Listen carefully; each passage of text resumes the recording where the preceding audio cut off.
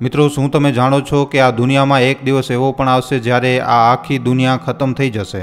એક એવો સમય જ્યારે આખી દુનિયા વિનાશના સંકટથી ઘેરાઈ જશે. એક એવો વિશ્વયુદ્ધ જેના વિષયમાં માણસોએ ક્યારે વિચાર્યું પણ નહીં હોય. શું ખરેખર આપણે આપણા અંતના ખૂબ જ નજીક આવી ચૂક્યા છીએ? મિત્રો, આજના વર્તમાન સમયમાં તો આપણને એવા સંકેત જરૂર મળી રહ્યા છે કે ધરતી જે છે એ પોતાના અંતના ખૂબ જ નજીક આવી ચૂકી છે. અને એટલા માટે જ દુનિયાના અનેક હિસ્સાઓમાં ઘણી બધી પ્રાકૃતિક આપદાઓ અને સંકટ જોવા મળી રહ્યા છે.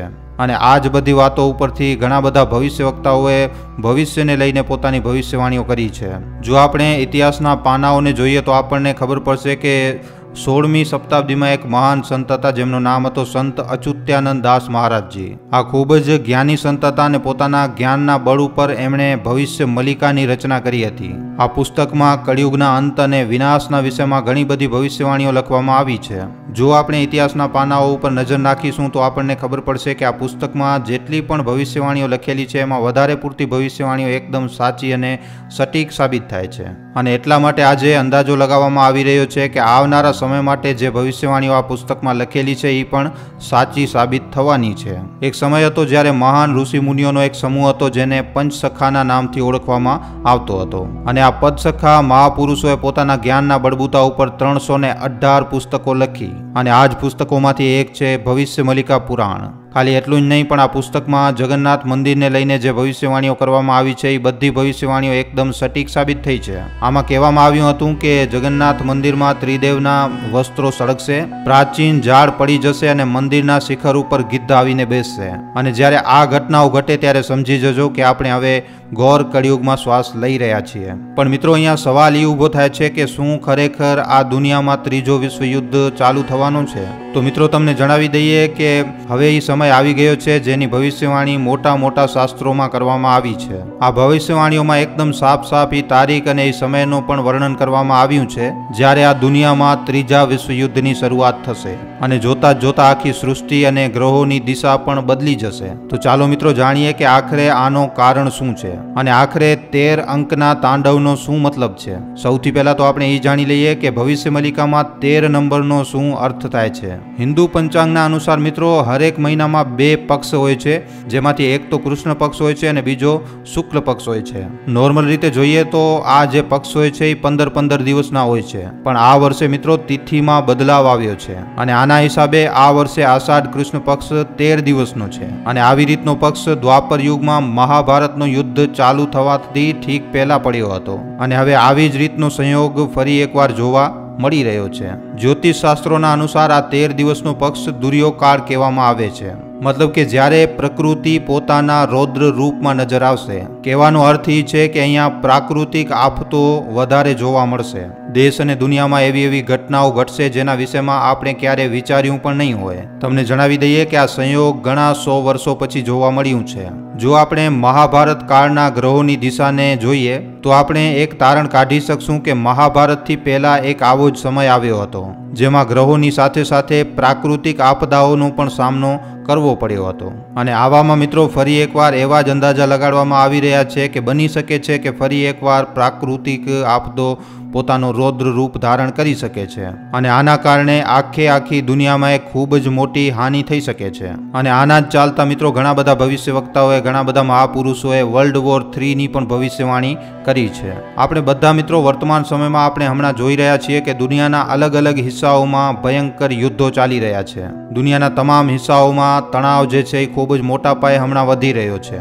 દુનિયાના તમામ દેશ અલગ અલગ હિસ્સાઓમાં વહેંચાઈ રહ્યા છે અને આવા તણાવના ચાલતા દુનિયાના ઘણા બધા દેશોમાં યુદ્ધ જેવી સ્થિતિ જન્મ લઈ રહી છે. અથવા તો આપણે એમ કહીએ કે ગૃહ યુદ્ધ જેવા હાલાત બની રહ્યા છે. ત્યાં જ મિત્રો રશિયા અને યુક્રેન તો આ યુદ્ધની આગને વધારી રહ્યા છે. ભવિષ્ય મલિકામાં સાફ સાફ ભવિષ્યવાણી કરવામાં આવી છે કે આ દિવસો દરમિયાન બંને દેશોની વચ્ચે ચાલી રહેલા યુદ્ધમાં, આ બંને દેશોના યુદ્ધના કારણે આખી દુનિયા ત્રીજા વિશ્વયુદ્ધના એકદમ નજીક ઊભી છે. આ વર્લ્ડ વોરમાં આપણે ચારે બાજુ તબાહી જોશું, જેમાં લોકો જે છે એ એકદમ કીડી માકુડાની જેમ મરતા જશે. અને એના પછી આખી દુનિયામાં ખાલી અને ખાલી 64 કરોડની જ આબાદી વધશે.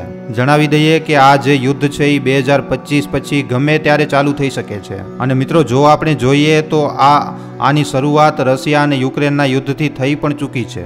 એવું પણ કહેવામાં આવી રહ્યું છે કે જે યુદ્ધ છે એ આવનારા 6 વર્ષ અને 6 મહિના સુધી ચાલશે. અને આ દરમિયાન આપણો પાડોશી દેશ ચાઇના 13 મુસ્લિમ દેશો સાથે મળી અને ભારત ઉપર આક્રમણ પણ કરી શકે છે. ત્યાં જ ભવિષ્યવાણીઓના અનુસાર આપણો ભારત દેશ શરૂઆતમાં ત્રીજા વિશ્વયુદ્ધનો હિસ્સો નહીં બને, પણ જ્યારે યુદ્ધના છેલ્લા 13 મહિના બાકી હશે ત્યારે જઈને ભારત ત્રીજા વિશ્વયુદ્ધનો હિસ્સો બનશે. ભારત ઉપર હુમલો કરવાવાળામાં પાકિસ્તાન સહિત 13 મુસ્લિમ દેશો સામેલ હોઈ શકે છે અને આ બધા દેશોને ગાઈડ કરશે ચીન. પણ ભારત પોતાના દુશ્મનોને એકદમ મુંહતોડ જવાબ આપશે. મતલબ કે બીજી પણ એક વિચારવા જેવી વાત છે અને એ છે કે ભારતના પ્રધાનમંત્રી આ મુશ્કેલીઓમાંથી ભારતને બહાર કાઢશે અને એના પછી આ યુદ્ધમાં આપણા ભારત દેશની જીત થશે. પણ ત્યાર સુધી કહેવામાં આવી રહ્યું છે કે ભારતમાં મિલિટરી શાસન પણ લાગુ થઈ શકે છે.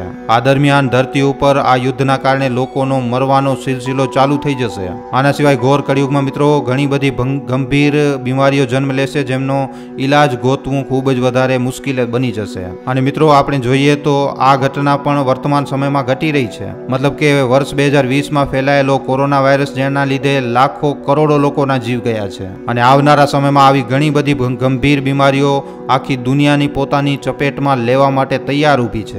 નવી મહામારીઓ ફેલાશે અને આનો ઈલાજ કોઈ પણ ડોક્ટર પાસે નહીં હોય. ભવિષ્ય મલિકામાં ત્રીજા વિશ્વયુદ્ધની ભવિષ્યવાણીની સાથે સાથે એમ પણ કહેવામાં આવ્યું છે કે એક સમય એવો પણ આવશે જ્યારે લોકોને આકાશમાં 2 સૂરજ નજર આવશે.